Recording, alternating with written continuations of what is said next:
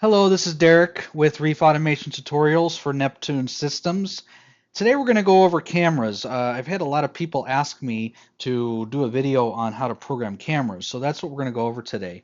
So there's a website that I'm going to show you that explains kind of how to go about implementing your webcam or images into your Fusion dashboard. So let's get started. So if I go to my Apex, I don't use cameras in my system, but I'll show you how simple it is to do. So when you first get your system going, you're going to probably see it, but if you don't, you go to the unlock tool, and you're going to look for the little fish icon. That's the camera. Okay? So if you click on that, you will get the fish icon. You're going to click on the gear on the bottom, and this is how you add the camera. Now, when you first get it, it's going to tell you images, motion JPEGs, or HTML5s defined here will be displayed in the dashboard.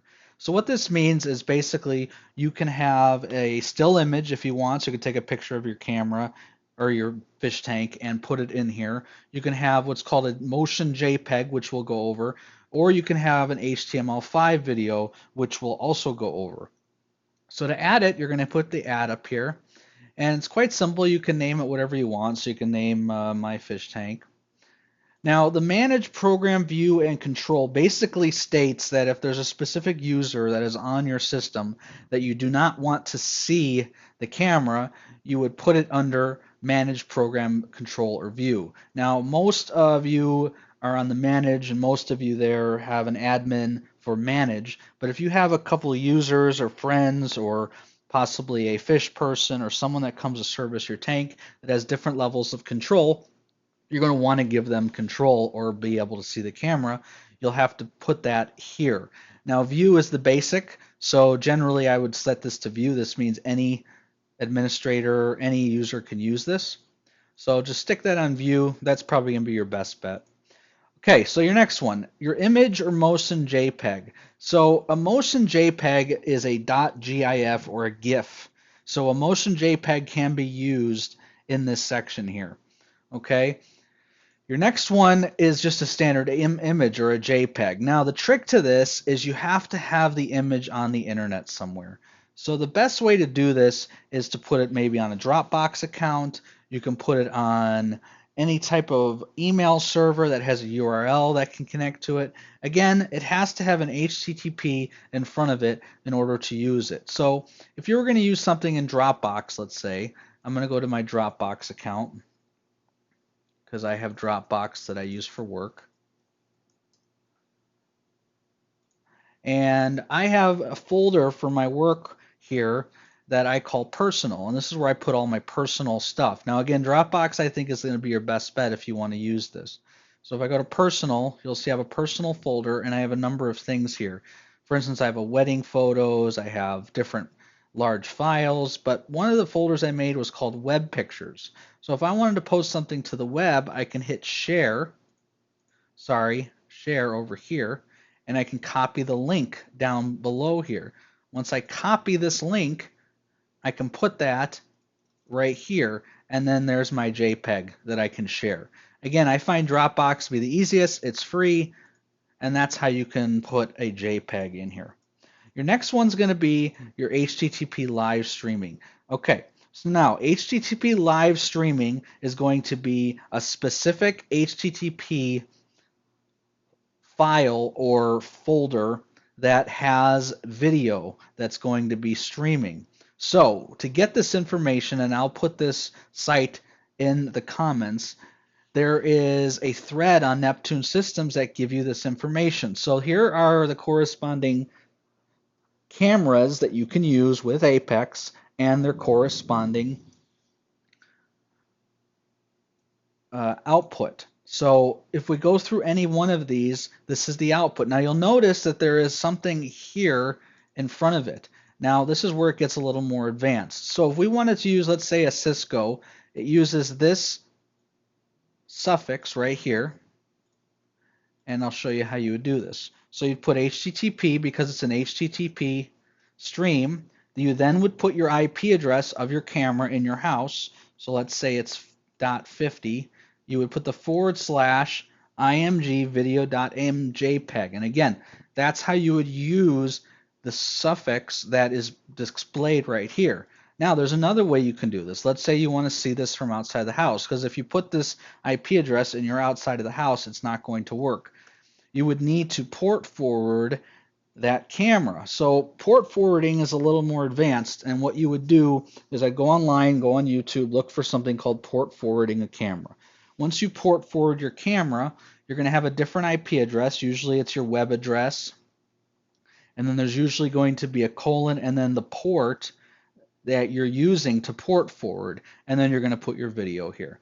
So for instance, I port forward my controller. So when I go to my pet supplies here and I go to controller, you'll notice that I'm connecting to my controller from dmariners.com, which is my web address that I've set up. 8080 is the port forward that I'm able to get into my Apex. Again, we're not going to go through port forwarding, but this is how you would port forward if you want to get to an image, or sorry, a live streaming HTTP stream on a camera. And again, I'll put this in the comments below. This is something that Aquamaniac put up, and it basically shows you how to get specific cameras to work with the Apex. Now, the other thing you can use is what's called an MPEG-4 or an H.264 source. Now, an H.264 source is generally an RTSP stream, and usually it starts with an RTSP. Now, most cameras out there that are RTSP have an authentication requirement. And what that means is some cameras will require you to put the web address or the IP address, then the port. Then generally it'll be some type of RTSP stream. So it will generally be video.rtsp, or sometimes it's URL. Again, this depends on the camera. Now the trick to this, however, is unfortunately most of these cameras have authentication. So what you have to do is you have to put your authentication, which would be your name and then password, after the @ right here. Now, some cameras, depending on which RTSP, will require the name, password, @ IP address, and then the port. And that's how you would get the RTSP stream to work. Now, some cameras do not require a password or a name, so therefore you would just put the IP address, the port, and then video RTSP. And again, it depends on the camera that you're using. Now, Nest cameras no longer will work with Apex. They used to, but they have changed their authentication, so it doesn't let you use it anymore. Ring cameras will also not work with this, but there's a number of IP cameras that you could buy online. That list is a good list that will provide you with cameras that require RTSP or MPEG-4. You can also go on Google and just say web cameras with RTSP. And if you click on that, you will find a bunch of cameras that use RTSP, and pick a camera. As long as it does RTSP streaming, you can use any of these cameras on the Apex. And that's where you would put the address of the URL. Okay, so OGG isn't really used here in the United States, and either is WebM. But again, it's another type of HTML5 stream.